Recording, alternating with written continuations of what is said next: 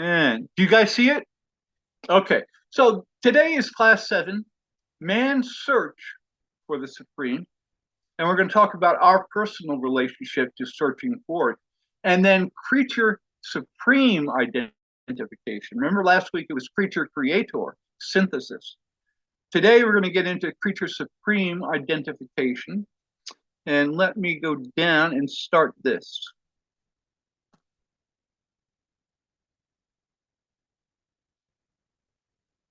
So I'm going to ask, let's see, I'm going to ask Andre, you did the prayer today. Could you start us off with this citation 115.3.4? Yes. Uh, just, just, I'm looking at the screen. I don't see it began by thought man spiritual. Uh, yeah, though man's spiritual nature. Okay. Thought man's spiritual nature reach up in the worship experience to the Father who is infinite. Man's intellectual comprehension capacity is exhausted by the maximum conception of the Supreme Being. Beyond the Supreme, concepts are increasingly named. Less and less are they true designation of reality. More and more do they become the creature projection of finite understanding toward the super finite. Isn't that a great citation there, Andre? I mean, this goes into, again, the Supreme Being is of finite origin, not existential, not forever. It had a beginning with the very first tick tock of the clock and the beginning of the creation of the grand universe and the ancients of days. We understand concepts from a finite perspective. We don't know what it is to transcend the finite limitations of time and space. We swim in that reality. And what they're saying here, and this is such a key citation, that we can understand God best in terms of our concept of the emerging supreme being.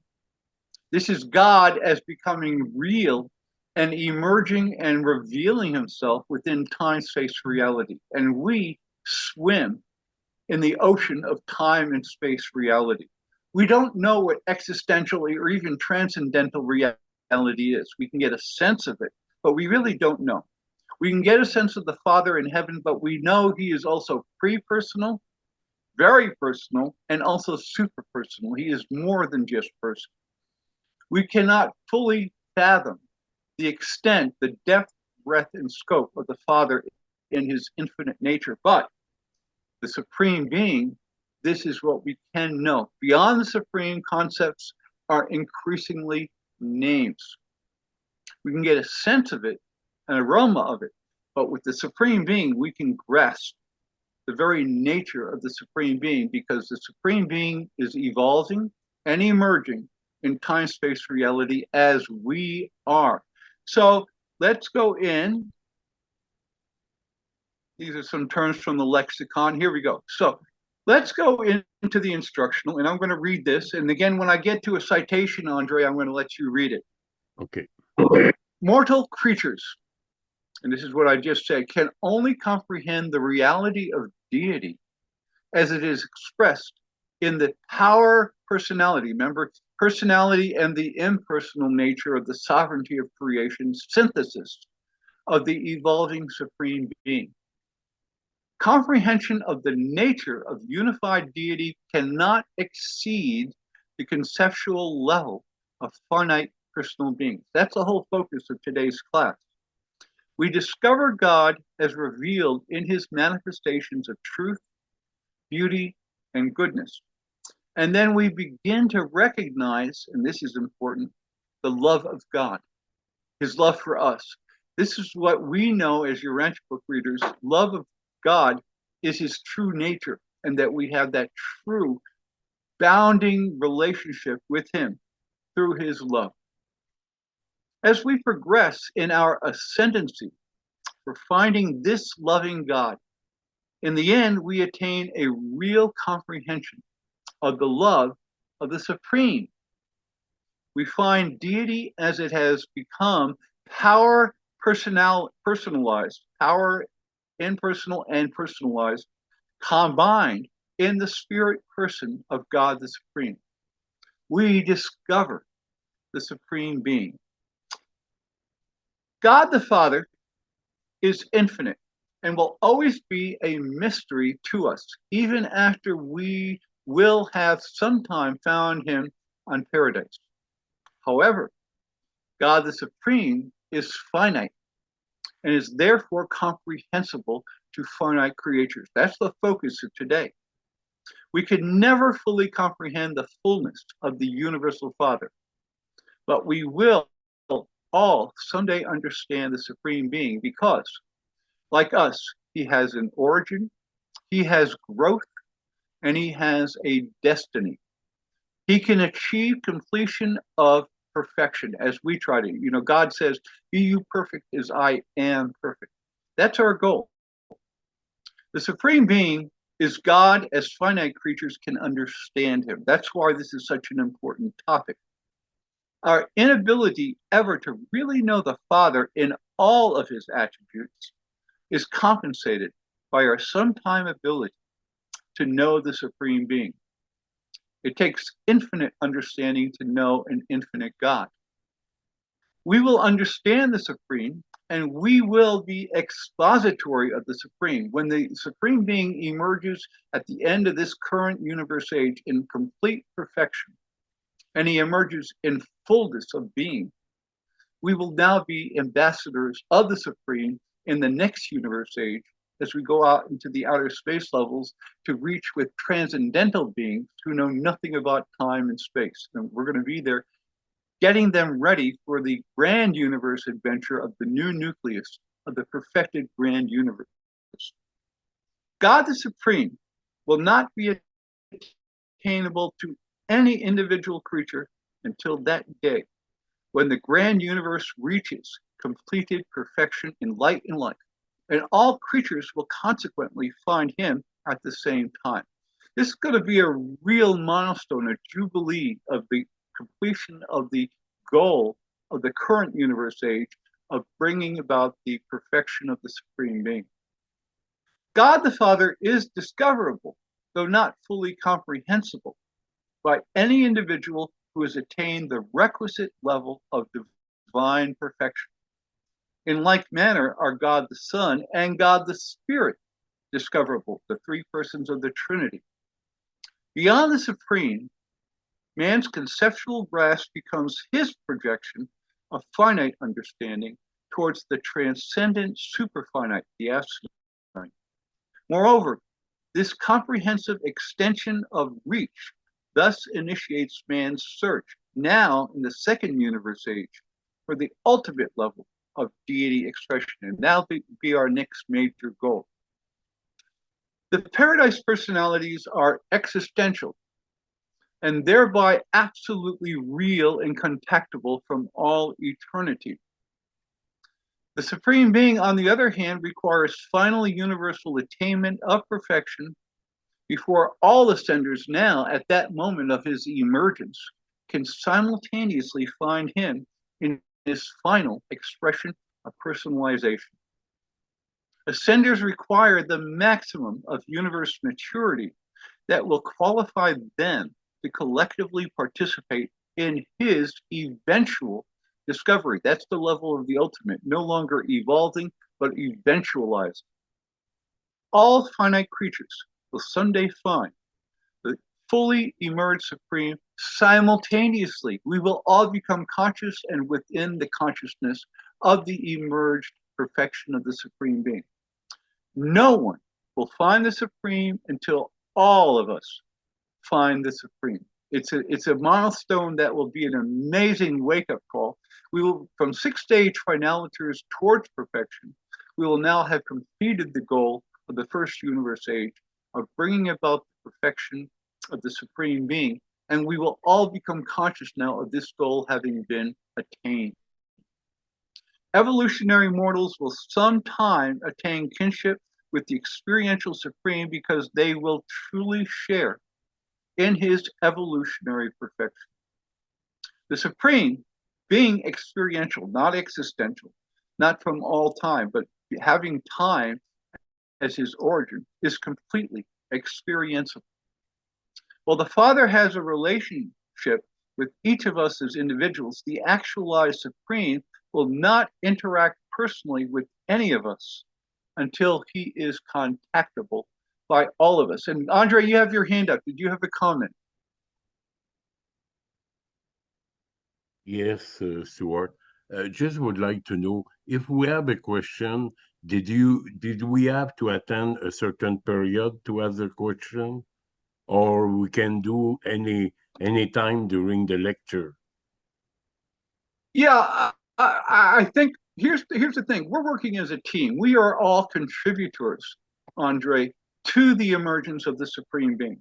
He relies on us. He cannot emerge. He cannot reach perfection without our contributions. As we reach our ascendancy goals towards our ascendancy and our destiny individually, collectively, the Supreme Being is the umbrella over all of this effort to reach perfection. So we will, I think right now, we understand the Supreme to the degree that we understand our own striving and attainment of our own individual efforts to become perfect as the Father is perfect in heaven. This is a goal. But collectively, we do it within the Supreme Being. And the Supreme Being, this is a true adventure, and we are truly co-creators of the Supreme Being's emergence of consciousness and effort. Does that make any sense, Andre? A bit, yes, but just to be more precise, Stuart, you just read the Supreme will not be attainable, and you read power personalized in God the Supreme. Yes. But somewhere else in the book, they say the Supreme is not contactable. But another place, they say every personality is contactable. Is Yes. that mean the Supreme do not have a personality, or it's a question of doing that in group to contact him, not individually? It's a good question, Andre, and I'm going to answer this. The Supreme Being, even now in his efforts to reach his destiny of completion of perfection, has personality, as we do. So we have personality, and our personality is every single day of our life is striving for emergence and for expression of who we are. Even though we're not perfect in our own destiny, we are still completely personal. And in that sense, the Supreme Being is completely embraceable today as our. And you know, it's like I said, I talk about my relationship with my guardian seraphim. We are a team. We're not perfect. They don't always make perfect decisions. They are not perfect personalities, but we are definitely personal, and we are truly interactive on that level. So I would say the Supreme Being, even today, is completely personal and contactable on that level. We're just not there in terms of the end of the goal of the first universe age, of bringing all of the grand universe into time-space perfection. That's the goal, but that does not mean personality is not interactive. It is highly interactive. Does that help, Andre? Yeah, thank you, Stuart. All right, thank you. Mike and then Royce.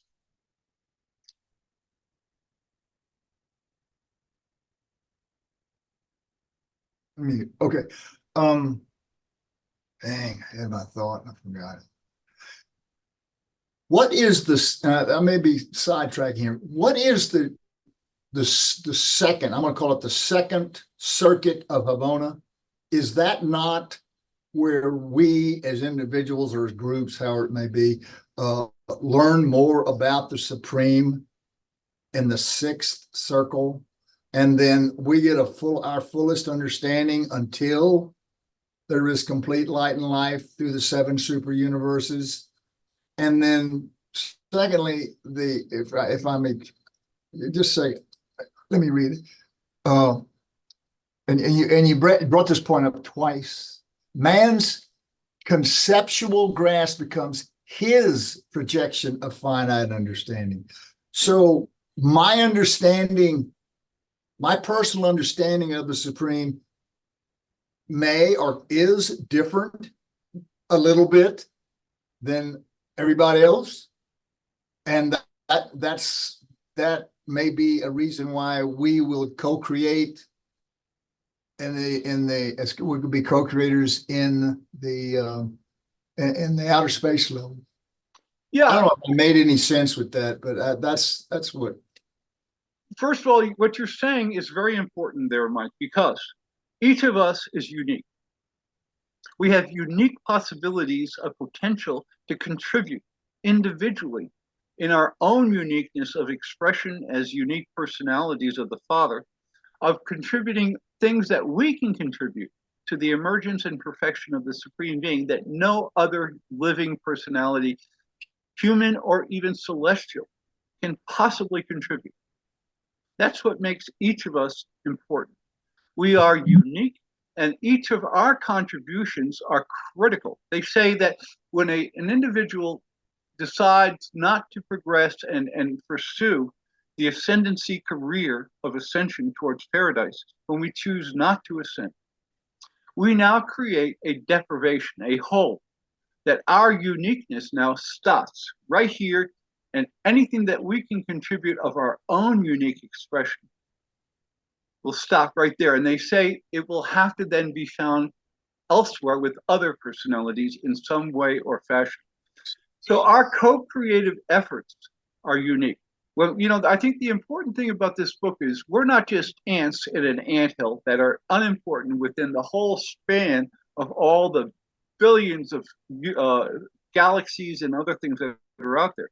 We are solely critically important in terms of our uniqueness of contribution. So I would say, when you commune with the Father, and you're also contacting and pledging your efforts to the Supreme Being in his emergence and his destiny, when you say, I am on board, and my uniqueness, which no other human being or any other personality can contribute, I dedicate as a co-creator of your destiny and your goal of perfection. So I would say we are critical. Do not ever belittle what we are doing and our capability. I think that's, in other religions, you think of ourselves that we are so small and God is so big that we're not important. But this revelation doesn't say that. It says God loves each of us, including you and everybody on this page, just as much as he loves Jesus. Just because Jesus was the Creator's Son does not give him personality priority.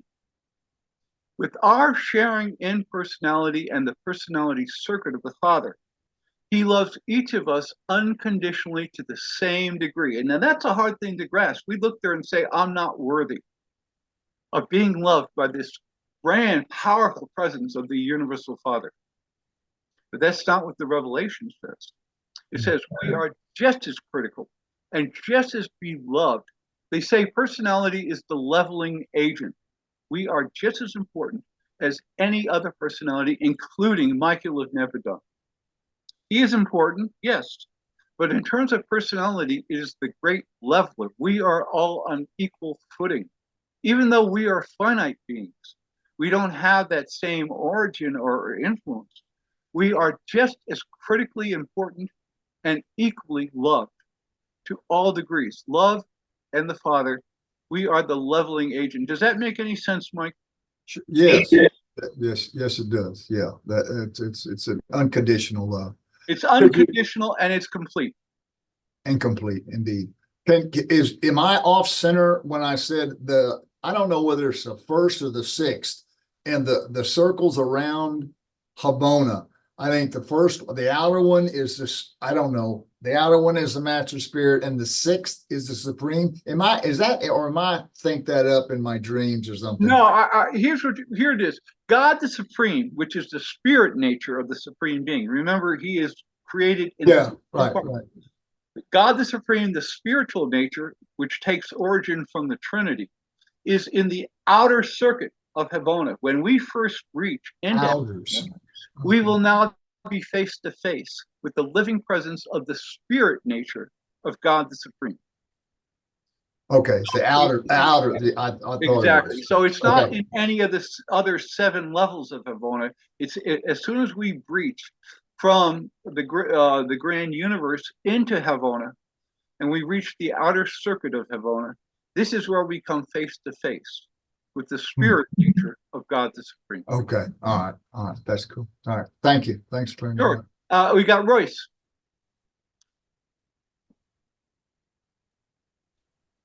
Okay, with regard to personality, I understand that God gives each of us personality, and it's unique to us, an original snowflake unlike any other.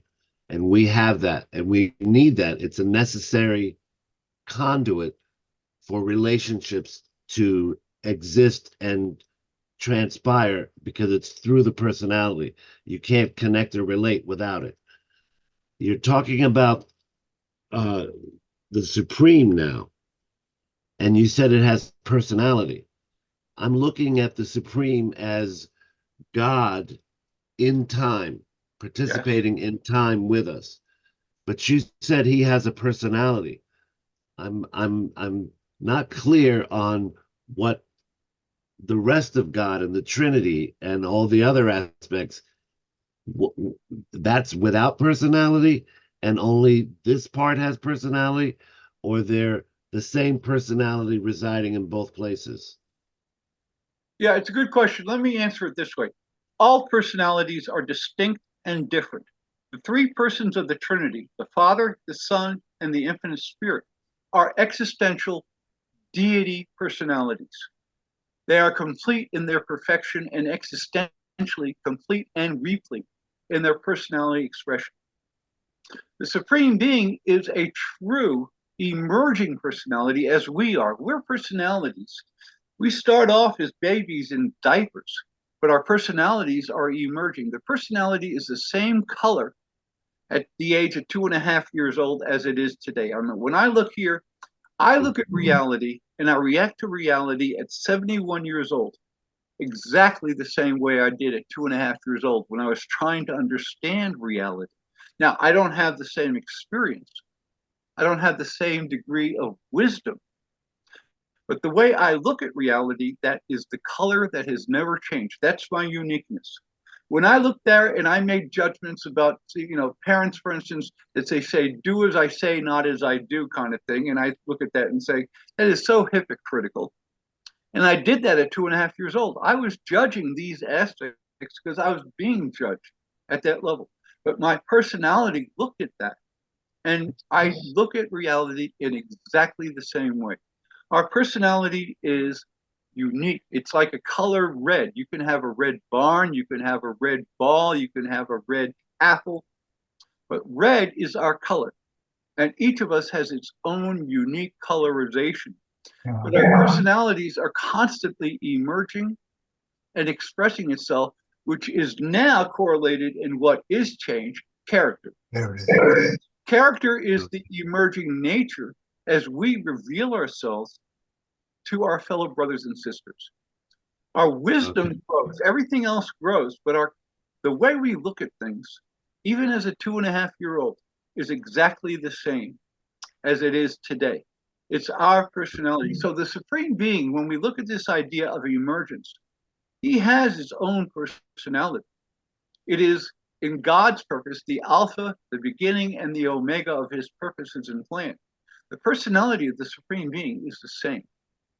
But he is revealing himself in time and throughout all space of the grand universe as constantly expressing himself and showing his character. That's what we try to understand, the difference between character and personality. It's a subtle concept. And the other part where it says no one will find the supreme until all find the supreme. Yes. And now you're talking about that first level where we go into light and life phase 2, Yes. whatever that's going to be. But at that time, and not to take that metaphor too far, as we were talking with Star Trek and the Borg, when that happens, at that point, then we'll be able to contact him and we'll have that connection. But not until that point, right? Exactly. Until that phase. Okay. Yeah, and I And would say at that stage, when he finally emerges, we become in paradise in this universe age. The farthest we can proceed is to become 6th-stage finaliters on paradise. But that's not the final stage. We are still incomplete. When the Supreme Being reaches that point of reaching the goal of perfection of time-space reality, then we become 7th-stage finaliters. And now we become true ambassadors of the Supreme Being. We have earned the right in our own striving towards perfection to now represent the Supreme Being in the outer space level to the transcendental personalities out there that transcend time and space, but they don't know what time-space conditioning is. They are coming into the grand universe totally unprepared because it is a deprivation. They are transcendental to time and space, but that does not mean that they understand it. So we will be out there as ambassadors of the Supreme Being, trying to prepare them for their next goal of now going towards Havona, but they can't reach Havona until they go through the perfected nucleus of the new grand universe, which now all the 7 super universes, all the boundaries become now disappear. And it becomes a new nucleus of first stage nature of perfection, that we have reached the goal of the present universe age of trying to find God in time-space limitation. But at that point, as 7th-stage finaliters, we will now have the experience of completion of our own perfection. And we will be within the consciousness and the community of the Supreme Being. And I think that there will be like a reflectivity in the sense that each one of us, the 7th-stage finaliters, are not alone. That we will share we'll have in that our connection.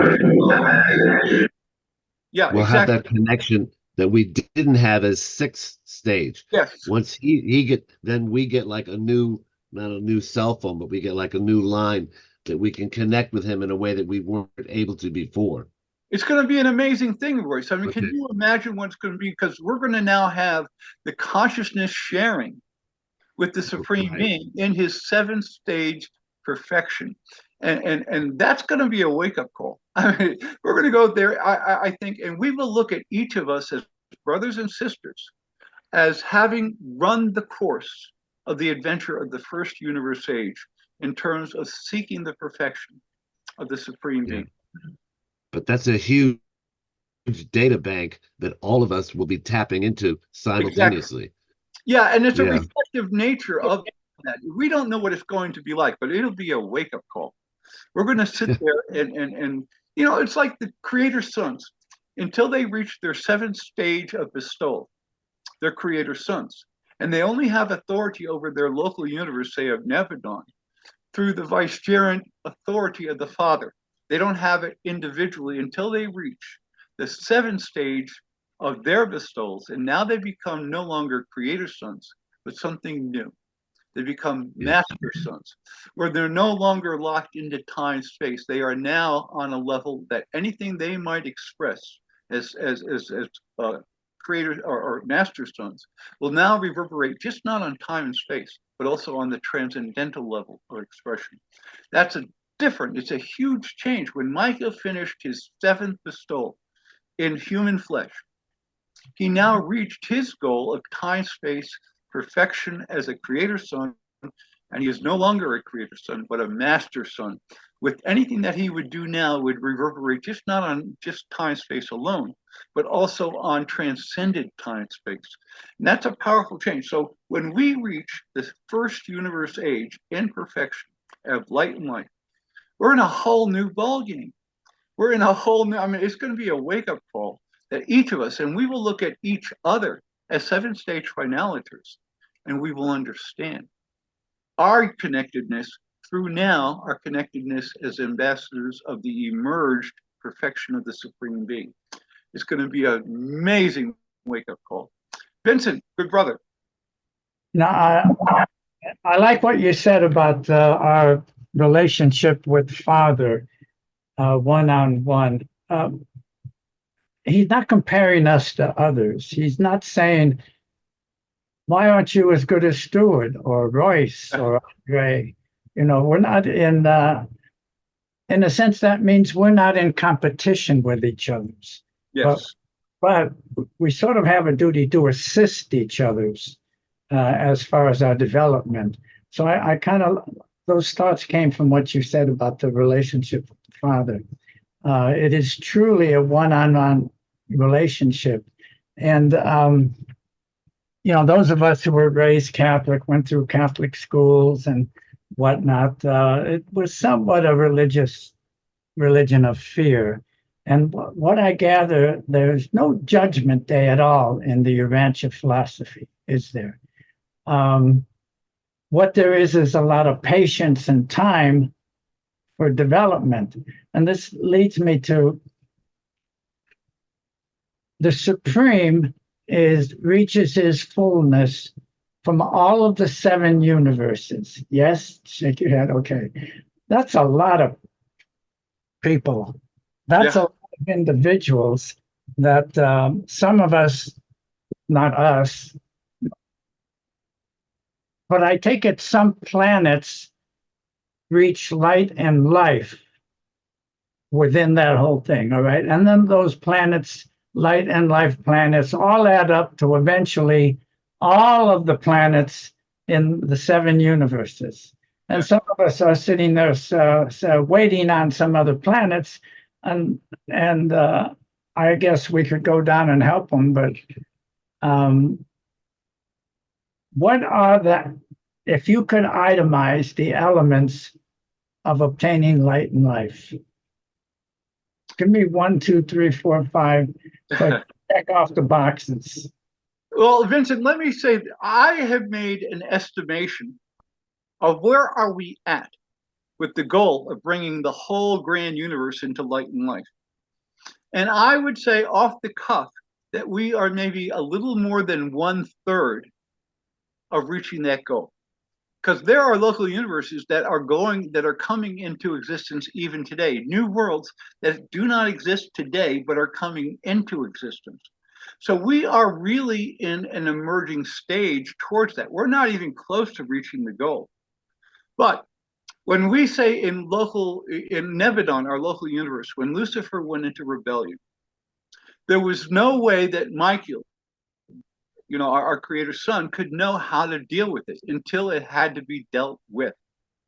This is something, there is not a book on paradise that says, here's how you deal with a rebellion, like a Lucifer rebellion. This has to be figured out. It had to be made of a decision. And Michael, with his own unique personality and his own unique prerogatives, handled the rebellion in his way that is unique to, say, any other creator's son in other local universe creations. It had to be dealt with. So I would say right now that we are right smack in the middle of this adventure. They use the term adventure and arena of the grand universe of time-space goals. The fact that we are truly in an adventure and there are no things that have been figured out pre-hand. It's not until things occur in time-space that they can deal with it.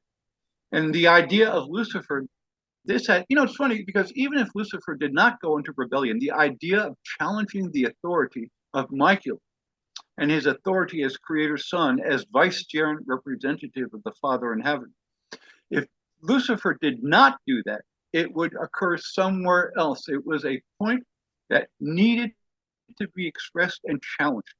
And if it wasn't Lucifer, I feel that it would have been somewhere expressed in our efforts of reaching time-space perfection. And this was an effort that there was in our imperfection, the possibility of rebellion. And that's really the matter that Lucifer basically said, look, I do not believe that there is a universal Father in paradise.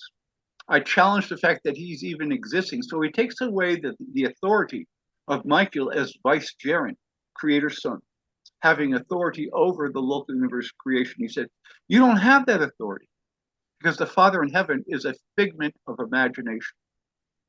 Take away that authority. Now, Michael, you have no right to rule over me. I am my own God, Lucifer, within the system of Satania.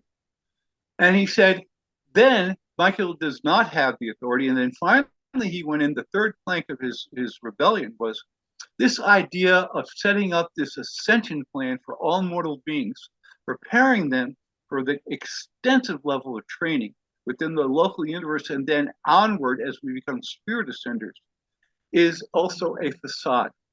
That all of this is wasted energy. We can reach perfection now and get by, like, look at Adam and Eve. They did not follow what they were told to do. Take the time and let things emerge on a natural level. They tried to push the envelope of time space, and they tried to push the envelope beyond what they were prescribed and allowed to do as creator or as a material son and daughter. And that was an abrogation of their authority, and it caused all kinds of troubles that which were also. The thing is, if it didn't happen in this system of Satania, it probably would have occurred somewhere else because it was an opening that this challenge of the authority of Michael had never been pushed. And if it wasn't Lucifer, it probably would have been some other personality within the local universe that would challenge the authority of vicegerent authority of Michael. So these are aspects that until you get challenged and fight the battle. Right now, we're coming to the point where the Lucifer rebellion now is advancing us, because after the rebellion is finally squashed, no one will ever again question the authority of Michael, especially now that he's no longer creator's son in vicegerent sovereignty of his control under the authority of the Father. He now has his own authority as master son. He is now the complete sovereign of his own creation and no longer getting it by the authority of the Father. He has his own right of having that. So what I'm trying to say is we are ironing out the imperfections that are inherent to an evolving super universe or an evolving grand universe where mistakes are going to be made and we're going to learn from it. But when we learn from it, now we are on a different level of achievement. What Lucifer did was opened up a can of worms that had to be opened one way or another. But we're finally settling this challenge to the authority of Michael, especially now that he's a master son. And his authority will never again, in my opinion, in Nevadon, ever be challenged again. Does that make any sense, Vincent? Yeah. Thank you. Absolutely. Most everything you say does. But it creates other thoughts also. And one last thought I have, and then I'll end and give Heather and Michael their moment. It seems to me there has to be a cutoff point where the population of each planet has to stop. I mean, we just can't keep producing and waiting. And I mean, that can't go on forever. Either the planet has to be destroyed or every guy gets a spiritual vasectomy. Something has to happen to stop the population and have a cutoff for those to reach light and life. I know that's speculation, but it sounds like we have a long time. Yes. Go yet. So it's still an adventure, Vincent. I mean, that's the key thing. We're out here, and the Supreme Being and the Father in heaven relies on us as his children to put this process of reaching light and life and destiny. We are critical co-creators of that effort and process towards destiny. So it's a very critical thing. Heather, dear sister, let's hear from you. Yeah, I love this, Stuart. I love to think of what Royce was saying about, when we all get there, we don't get there till everybody gets there. Yes. And to me, it's like a big, gigantic jigsaw puzzle. And if one piece is missing, you know it. and we cannot go forward till that one piece is in the place. So that's how important each person is, each universe is, each everything is. It's that entire plan is from the very beginning. God wants everyone to be complete, and that's our function as well, is to become complete. And so I just like that analogy that, the supreme to me is this gigantic puzzle, and that it's not complete until we're all there. We all have our piece. And the other second thing about that analogy I like is that the pieces next to us, we have to have it be in perfect accord with those pieces to fit with each other. And that's like our brothers. We need to bring ourselves into completion so that we can fit very perfectly with the brothers next to us. And for me, the Course in Miracles has been incredibly helpful for that, to bring me to the place that I can be more in touch, I can be more complete, so that my brothers and sisters can hook into me, so that we can become complete, and we can complete the completeness of the higher picture. So anyway, just wanted to share that. I love that puzzle analogy there, Heather, because if any of us, I used to do those 1,000 piece puzzles, when you're trying to put it all together, and you always work out the outer edges of the puzzle and then work inward to try to figure out how the picture is all going to come together. But there is one level where 999 pieces of the puzzle are all in place, and you have one last puzzle piece to put it all together. And you take that piece and you finally, after all that effort, put it in there, and then you sit back and you look at the completed picture.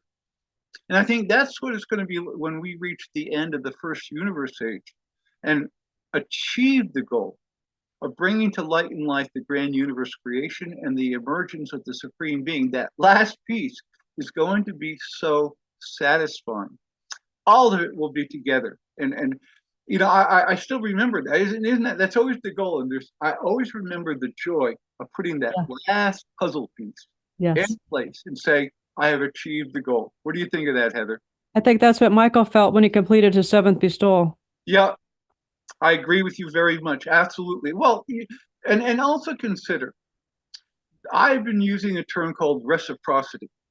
In all of creation, what God gives, he also receives back in all fruits of its return. In other words, Michael came here to earth in the flesh as Jesus of Nazareth. And he gave us a perfect pattern of divinity and humanity in one representation of his being. And now, for eternity now, he will always be humanity and divinity in his person. Right. But the thing is, he gained in reciprocity as much as he gave us, he received. Yes. Michael, he embraced his humanity.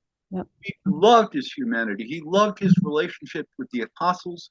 Everything he did as a human being, this was now just as important to him for his own experience to now have reached the seventh stage of bringing his divinity into unity with his humanity. And that he will forever, he is now no longer just a creator son. He is all the different aspects of all seven of his bestowals. And think of this is a goal that he gets to have. And I'm sure that he absolutely embraces his humanity now and will forevermore embrace it. So this idea of reciprocity for me is very important. Any comments on that, Heather? Yeah, I do. I just love that, Stuart, because it's like, to have, give all to all. That's the model. And so he wants us to develop our Son of Man part and our Son of God part like he did. He gave us the example of how to do that. And so we can be these perfectly integrated dual beings like he was. And he set us the perfect example. So thank you for that. That's beautiful. Yeah, it's beautiful. And I thank you for the puzzle piece, because I still remember as a kid doing the 1,000-piece puzzles. And there's always that one moment where you had that last piece in your hand, and there's one little space for it to go, and you put it down there, and then you just sit back and get a sense of the accomplishment.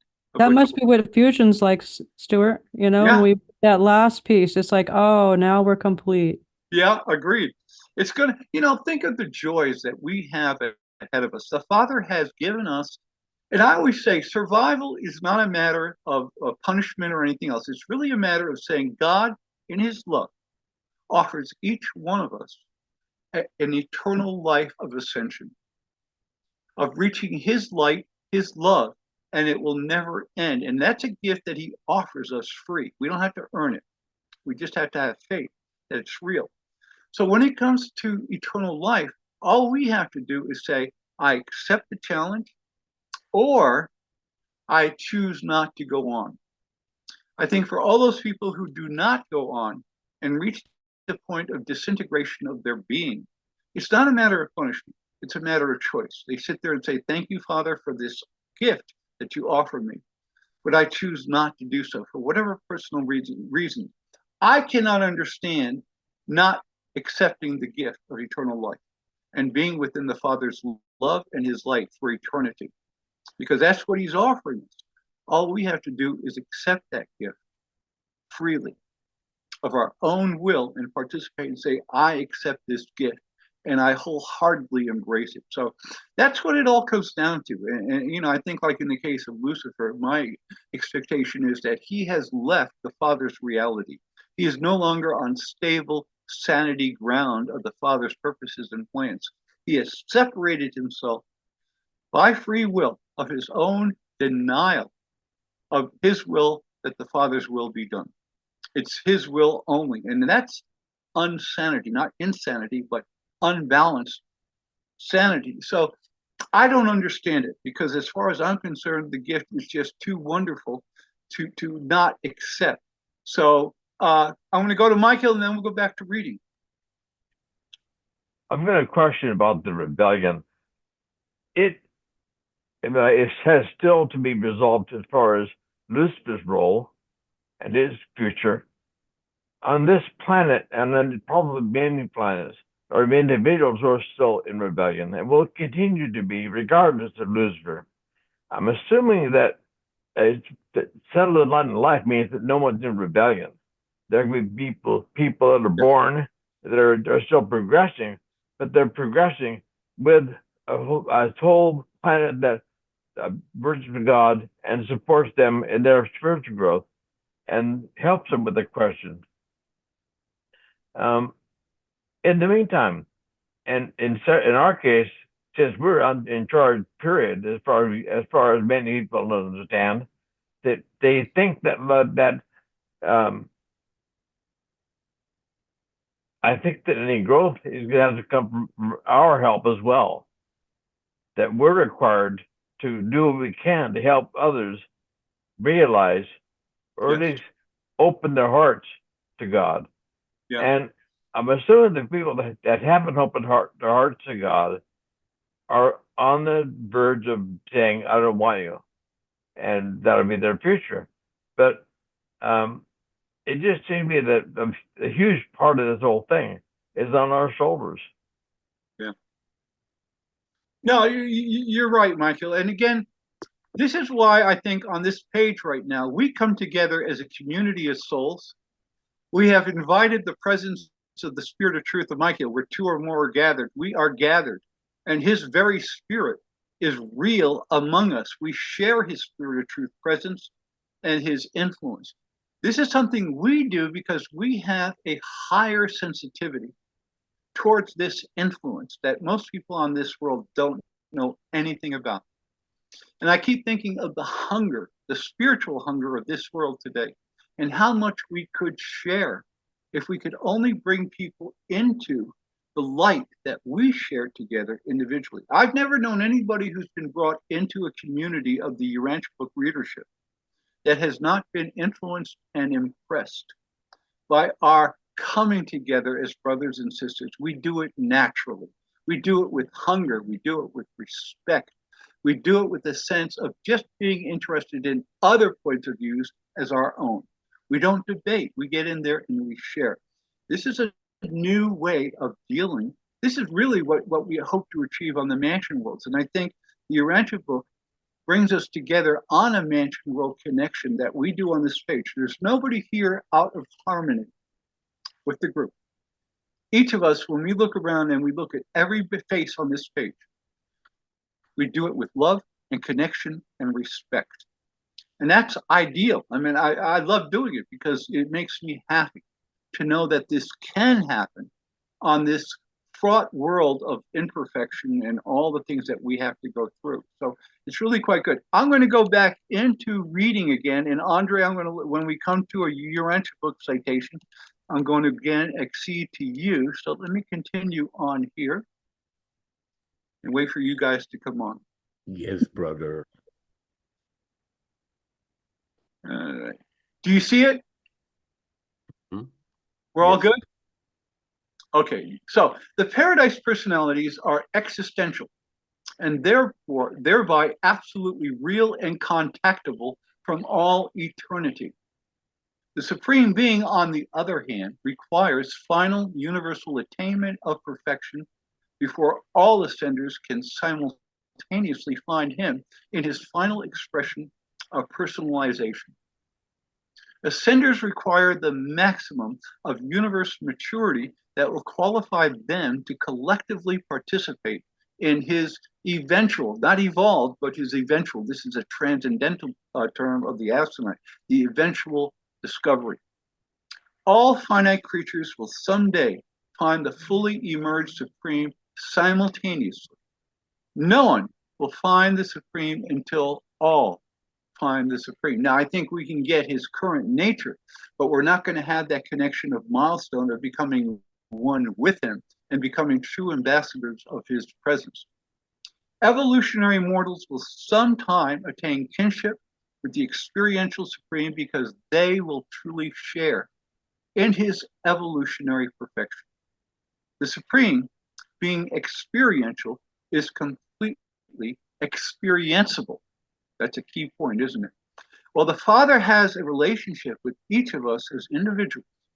The actualized Supreme will not interact personally with any of us until he is contactable by all of us. And that's the whole point of today's class.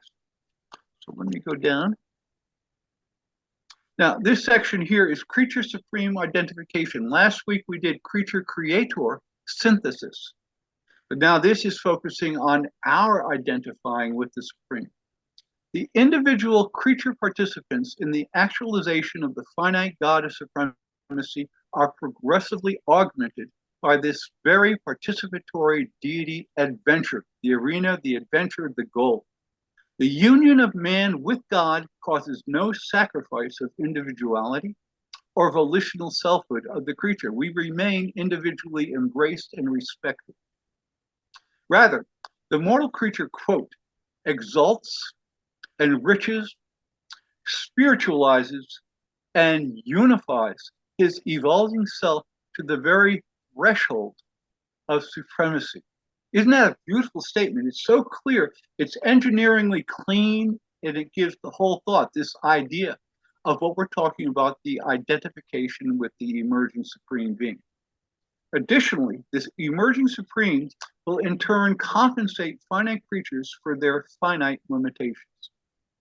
Ascending mortals are destined to someday find the Paradise Father, but their evolutionary minds are insufficient to fully comprehend an infinite and absolute Father. He's more than we can comprehend. The attainment of God the Supreme, on the other hand, will correspond with a true understanding of his being as well. The Supreme Being provides three basic functions for the benefit of mortal man. One, he is the unifier of time-space divinity in God the Sevenfold. We did that study a few classes back. He is the maximum of deity comprehensible by finite creatures. We're getting that idea now, aren't we? And then finally, he is the only avenue of approach for mortal man to transcend finite reality in his exploration of super finite reality, of the outer space levels and transcendental, and now the search not for the Supreme, but the next universe age of the search for the ultimate. The evolution of man in many ways parallels the growth of the Supreme Being. Man must rise above the material domination of body and environment towards the greater reality of the spirit. Each human must mentally exercise his free will decisions towards this goal. For this end, he is endowed with adjective mind and the ever-present thought adjuster supplies the spirit impetus that eventually brings the Morontius soul into being. In like manner, the Supreme exercises his own power personality, impersonal and personal prerogatives. His spirit nature as God the Supreme is dependent on the pre-existent unity of the Paradise Trinity, and his sovereign power of domination of creation as the Almighty Supreme grows in and out of the acts and achievements of the Supreme Creator Personalities. Those are the 7 Master Spirits, the 21 Ancients of Days, and the 700,000 Creator Sons of all the local universes within the confines of the material super universes. In addition, the Supreme Being is a volitional and creative participant in his own deity actualization, as we are. We also bring out our own destiny. We participate in it. This deity actualization by the coordinating activities of his supreme mind through the ministry of the infinite and universal cosmic mind of the infinite spirit. There are remarkable similarities between the mortal creature's mind struggle for spirit self-realization and the Supreme Being striving for personality actualization. We are one on the microscopic and the macroscopic level. As human beings, we work at coordinating our ascendant mortal nature with the divine adjuster nature within the limits of finite possibilities. We accomplish this by exercising the personality decisions of the human mind. The Supreme Being is striving for the mastery of energy matter within the totality of the finite creations of time and space, as driven by the spirit personality of God the Supreme and through the activity of Supreme Mind. We are both driven by the inherent perfecting nature. We seek creative unification of being as driven by spirit through mind and over matter, just as on the microscope, but on the totality is the Supreme Being doing the same thing. Now here's an interesting graphic. I love this. This is now comparing, this is a very important graphic and one that is worthwhile to look at. This is the idea of creature supreme identification. And on the left side is our microscopic participation. And then the macroscopic on the right side, the Supreme Being. So the mortal creature versus the Supreme Being. And they say the mortal creature is the divine presence of the Paradise Father. That's our thought adjuster. And the thought adjuster with our mortal mind brings about the reality of our now emerging and embryonic Morontius soul. That is a child of our thought adjuster and our own personality mind of adjutant mind. But on the macroscopic level, it's the same thing on a macroscopic. They say the Supreme Being, the absolute foundations of original deity. Basically, his origin comes from God the Supreme, which originates from the Paradise Trinity. You can see here, there is that parallel between the two. Now, we as individuals of the mortal creature, we are volitional, co-creative partners in our own efforts at immortalization. The Supreme Being is the volitional, creative participant in his deity actualization. Now get this, on the individual level, they say we are made up of the network of neural sensation paths. The Supreme Being is made up of intelligence circuits. 2, we are the delicate chemical control system of the human mechanism. But they say on the macroscopic level, he, the Supreme Being, is the coordinating centers of magnificent over control. We have the circulatory distribution of assimilable energy products of nourishment. This is how we survive. The Supreme Being has active energy lanes activating the material creation. So we have a nature that is reaching towards the goal of finaliter nature, and the Supreme Being is reaching out for his finite level of deity nature. You see the parallels there between the microscopic and the macroscopic.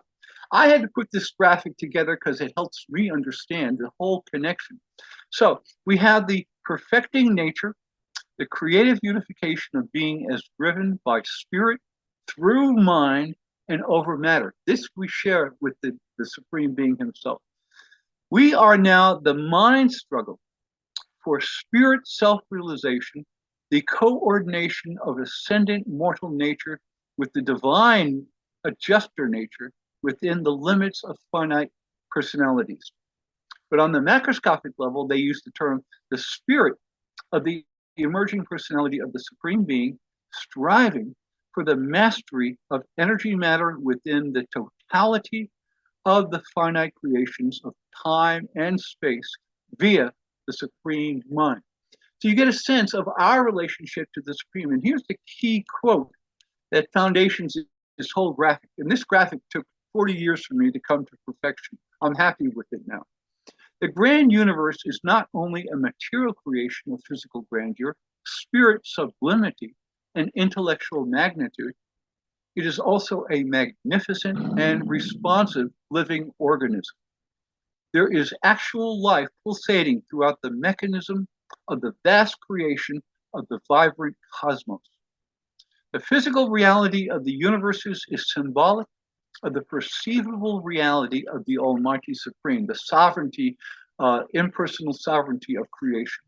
And this material and living organism, they say creation is not a mechanism, it is a living organism, is penetrated by intelligent circuits, even as the human body is traversed by a network of neural sensation paths.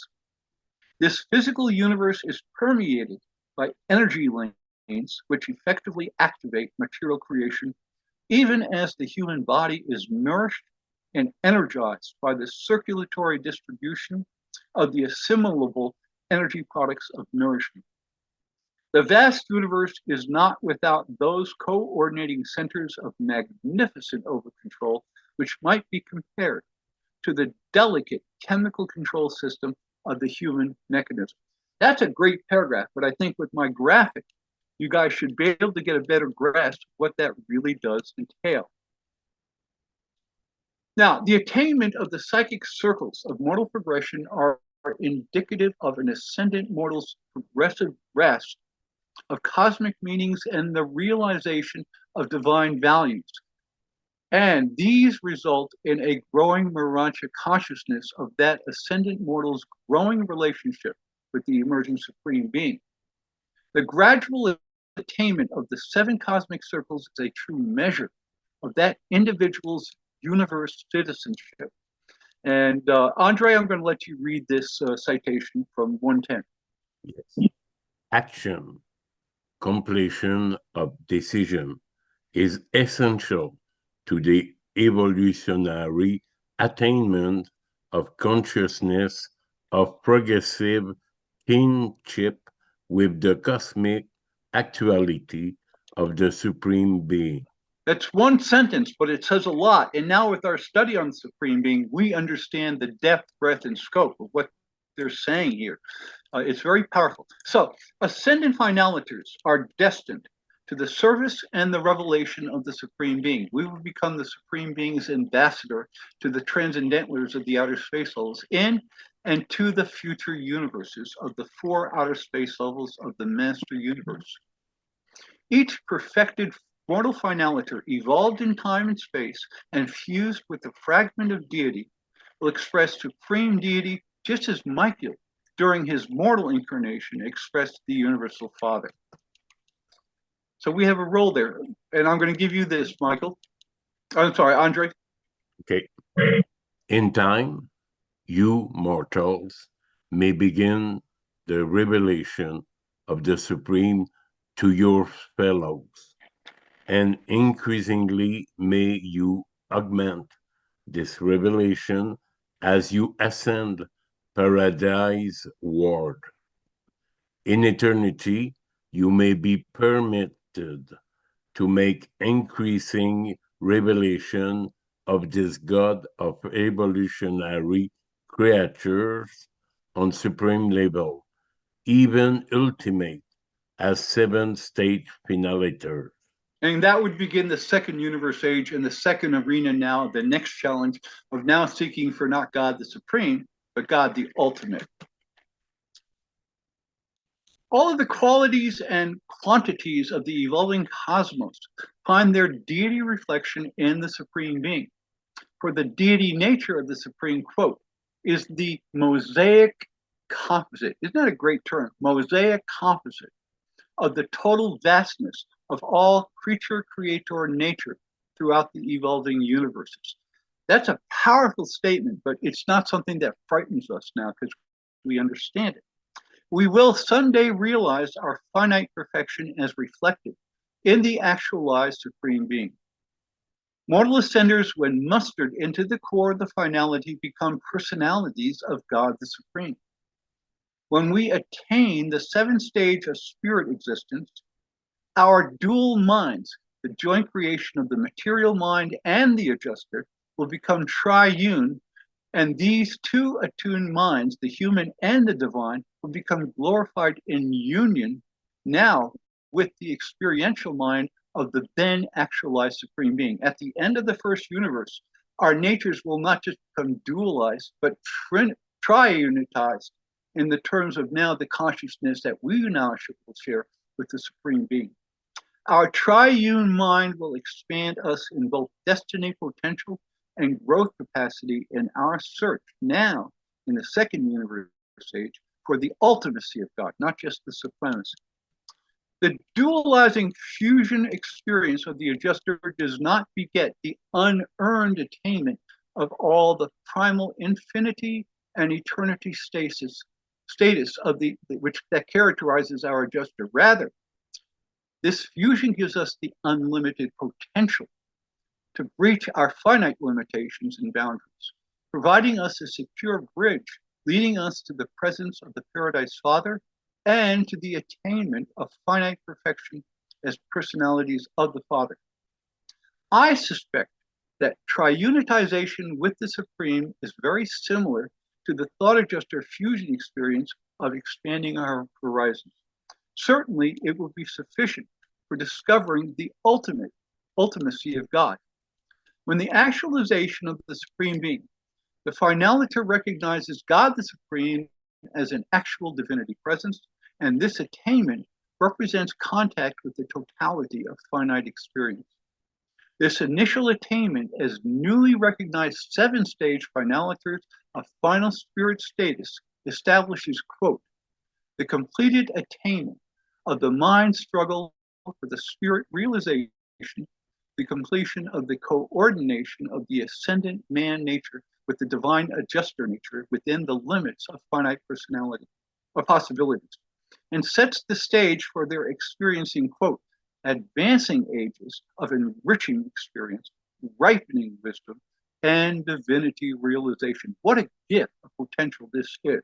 I love this language of the revelators. And when you put it together in this nature, this is the end of our reading here. We're going to get into the questions and we'll finish up on a little bit of discussion. We know that God the Supreme will never be personally discovered by any one creature until that far distant time when, through the universal attainment of perfection, all creatures will simultaneously find him. Is that not a critical foundation of concept? We also know that no single ascender will ever find the Supreme until all ascenders have reached their maximum universe maturity, which qualifies them simultaneously to participate in this discovery. Very clear. So, does this hint at a possible connection in the collective experience of this group totality experience that is, quote, transcendentally shared, almost as if this might be a shared experience similar to the cosmic phenomenon of reflectivity? In other words, all of a sudden now we become part of the whole new nucleus of perfection of the grand universe. Certainly, we will all share this one-time experience together as comrades of the Supreme. And this, in and of itself, is a powerful bonding experience. What a gift. The Urantia book does say that our individual search for the Supreme can only be found, quote, and I love this statement, in the hearts of all other men.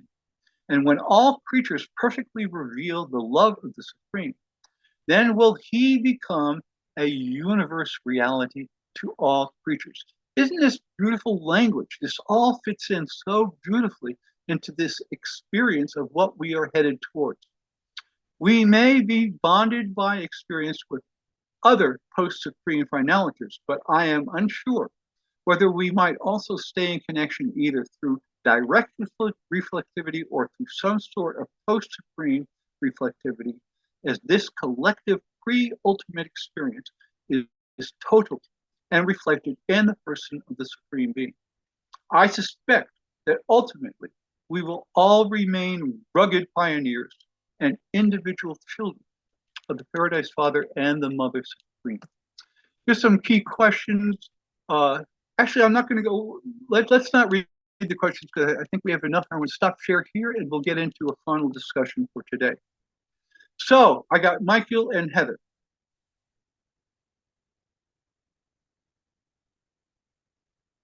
Me to go ahead. I love that diagram you did, Stuart. That's just so profound. The one with the Supreme, you know, with the individual next to the Supreme. Yes. And it reminds me of a mirror. You know, we're looking at the perfected mirror and we're in perfect reflection of that, but that's our goal, is to become perfected like that. And when you see the similarities, it's just so exciting to see, oh my God, we're on our way. We're getting there. This is where we're going. And I didn't know if there's any correlation between that whole idea of mirroring and reflectivity, because I thought that word came into my mind. I thought, I wonder if that's a function of reflectivity, is that we get it reflected back, the perfection that we're going to be. And that maybe that's a pre-echo of how it's going to be when we're finalized, when we're in that final perspective, that this is a pre-echo of the perfection that we will be. So it's just such a profound moment for me when I saw that diagram you did. Thank you for all your work on that for all these years. Well, thank you for recognizing, Heather. I just want to share with you that diagram has gone through so many variations. I mean, I started that about 40 years ago, and it didn't come off like that. I basically have almost like Michelangelo taking his sculptures and chipping away everything that's not what he wants in it. And that's what I did with that. That graphic now represents the very best graphic understanding of putting all those concepts together. And visually, I'm a very visual person. And when I see it in that way, all of a sudden the words come out and they start to become vibrant and alive. Because remember, a picture is like worth 1,000 words. Mm-hmm. And when I do it that way, it really it gives me revealment of almost like self-revelation of understanding it, Heather. It was beautiful. Thank you so much. Thank you, Heather, for recognizing that. Michael Hagan, good brother. A question on intelligence circuits. Can you explain a little more what that is? And do we participate right now in them? Yeah, well, you remember now that there are 4 major circuits. The Father is the source and center of the personality circuit. And that's a true circuit, it's personality. Now, the Eternal Son is the source and center of spirit reality that goes out in potential into the grand universe, gets actualized, acted upon, and experienced, and then comes back to the Eternal Son enriched, now as actualized reality. The infinite spirit is the source and center of all mind circuitry. So the aspect of all mind, as it filters down from the infinite spirit to the 7 master spirits, and then of course to the local universes through the mother spirits, is a downstepping, almost like electricity from the source of electricity as it gets downstep into the plugs that we plug into in our homes. Intelligence is real. It is a true circuit that is sent out in potential reality and then actualized and comes back to the infinite spirit on the mind circuit now of enriched actualization. So when we talk about the intelligence circuits, that's what we're really talking about. This whole creation, which is not a mechanism, but is a living organism. They say creation itself is a living organism, is filled with these circuits of intelligence. You have cosmic mind from the master spirits. You have adjutant mind of the mother's nature, but the mother also, through our soul consciousness, can take a variant of cosmic mind and feed it to our adjutant minds in ways that we can comprehend. These are the intelligence circuits. We are filled with these possibilities of potential constantly through this nature of the infinite spirit. Does that help, Michael? Yes. Thank you. Thank you. Mike, turn your sound on. Yeah. Let me go back to that last paragraph where in that on the quote in paper 117. This is what hit me. The Urantia book says that our individual search for the Supreme can only be found in the hearts of all of the men. Yeah. When all creatures perfectly reveal the love of the Supreme. That hit me as, what is the love of the Supreme? And then we'll become universal reality creatures. Okay. The love of the Supreme. Yeah, in the hearts of all other men. And yeah, that's where it exists, not only in the brotherhood of man, but in the brotherhood of mortals, in yes, the brotherhood of all the beings that are helping us along the way, even those that are part of that aspect, power directors and that stuff, and what they're contributing. That complete love, that to me, that's the love of the Supreme, recognizing that through the entire grand universe. yeah, and there's a close, I mean, when they talk about the bosom of the Supreme Being is a living organism, but not in complete finalization. It is emerging as we are. So we share with the Supreme the same goal of reaching a momentum of perfection. And I think in that sense, I mean, for me, I appreciate the fact that I swim within the reality of this emerging Supreme Being, of time, space. We are constantly being filled with this presence of living energy and momentum towards perfection. And I think that the momentum that the Supreme Being collectively has for reaching his own perfection and emergence, we share in exact nature, that like the graph there showing the individualization and the totality of the two side by side. We are completely the same. We live and swim. I like that term. We swim within the deity level of supremacy and the emergence now of the perfection towards light and life of the Supreme Being. And in that sense, even today, now we can't know the finalization of his perfection because we're still doing it. And he will not reach perfection until we make our contributions as co-creators of his destiny and our own destinies, which are constantly linked together. Our destiny individually and our destiny collectively are of the same momentum that we share on a microscopic and a macroscopic level. So I think in that sense, in many ways, the Supreme Being is, as we are excited in our own achievement of perfection, the Supreme Being is also excited. You can't take away the personality of the Supreme Being. And that's where people get a little hooked up. We think of personality as being individualized. But that's not the case.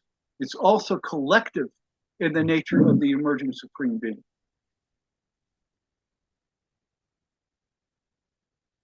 So, guys, we're coming towards the end of today. Is there any more comments here? Or now, did you get a sense today? Are we reaching a point now of understanding where we are after 7 classes, which means next week is our last class. But I am going to put it out next week, and I'll put out an email to everybody offering the idea to continue this work in terms of doing a reading now of all the suggested readings, which means an in-depth understanding. What I've done here is I have taken and created the concepts that are in the book and done the best that I could to present those concepts cleanly and clearly. But when you go into the actual readings themselves, there is a greater depth that we can all do together. But I think I'm hoping right now that this has been a rewarding 7 classes. And next week, we're going to get into the idea of destiny, of providence and predestination. The idea of providence being the flow and momentum of carrying out the Father's purpose and plan for creation, which cannot be stopped. His purposes and plans will be fulfilled. The idea of predestination is the idea that everything that we decide the Father already knows, which I deny.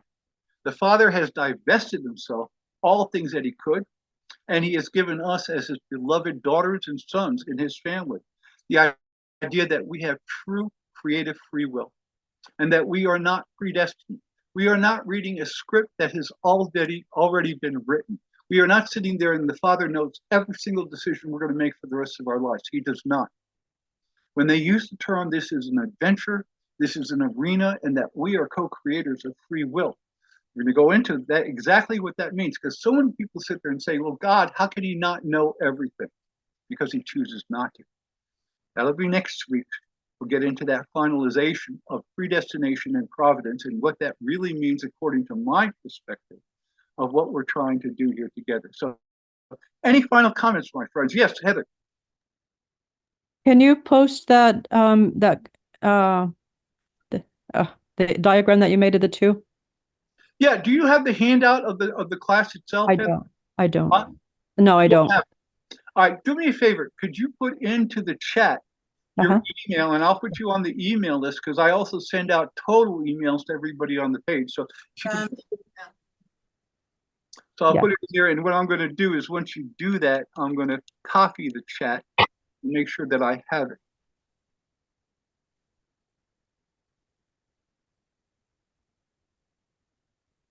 Janice. The Bible said all knees bowed, and I like that. God said that will happen. Yeah, We definitely know how this. We don't know everything. I didn't know what that predestination meant. That's some religious, right? Predestination. No, so it's an adventure, and it's a true adventure. That's why, because so many people sit there and they get into the point that God is so powerful that he knows everything, and he chooses not to. This is a true Father's love to each one of us, his children, to participate and be co-creators of destiny, and that we have true free will. And that's where the study next week will go into, exactly where they say these things. And I think it will be, let me put this here. I'm going to put my email in for you.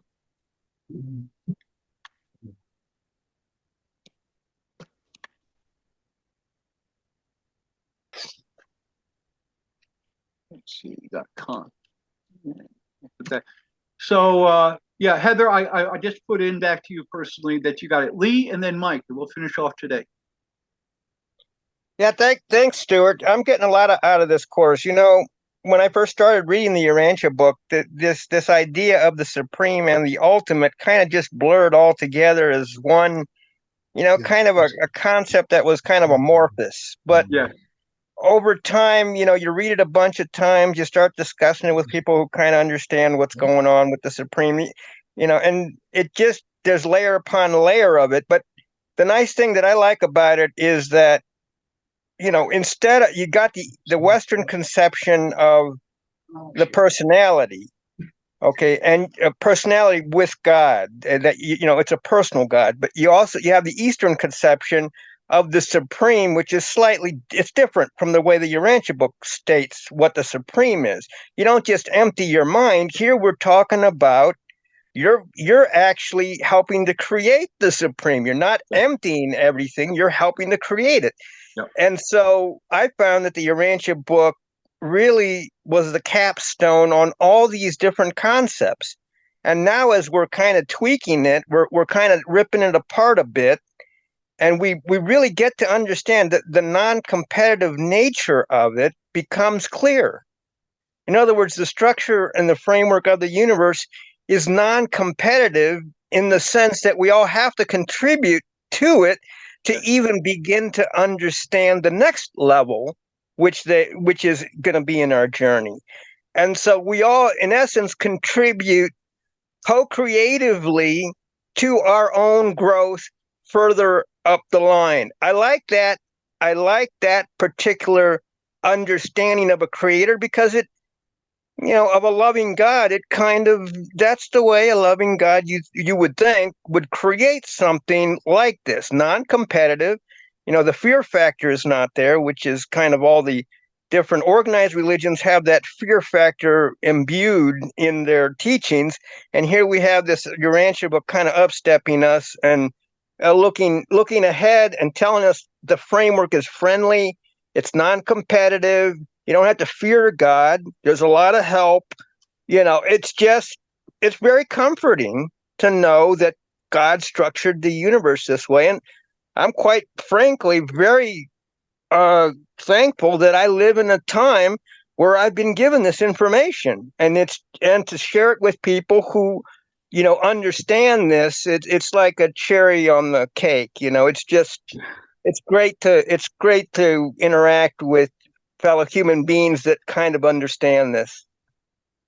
That's why I have, the first time I got the book, the Urantia book, at the age of 21 on my birthday. And it has been the center of my being for the past 50 years. I never get tired of the insights. When I read this book, it's like reading Shakespeare. There is a language of this revelation that is so clear, and the concepts are so embraceable. But I'm glad to have the honor and the privilege to do this course, because I think a lot of people don't fully understand the Supreme Being. It's too big a concept for them to do alone. But we're not alone here. We're in a community of soul connectedness and soul insight. So we are working together as a team. And this is what we share. And my job as facilitator is to harmonize our choir, to make sure everybody's perspective is understood and differentiated to our uniqueness of how we see things. And I work very hard to make that happen. And I think when it does, it's a real joy to be part of these things. So listen, I love you guys. You're all incredible. Next week, we have our final and 8th class. And I will set up there and try to get a sense of who would like to continue now informally on the recommended readings. That, if you go through the whole handout, you'll see all the different recommended readings. And that is where we go into fine detail of all of these details. Right now, you should have a pretty good overview. And I think you do. As I look around here, I don't see anybody confused. I see everybody here really energized by our communal understanding and joy of what we're sharing. So I love you all.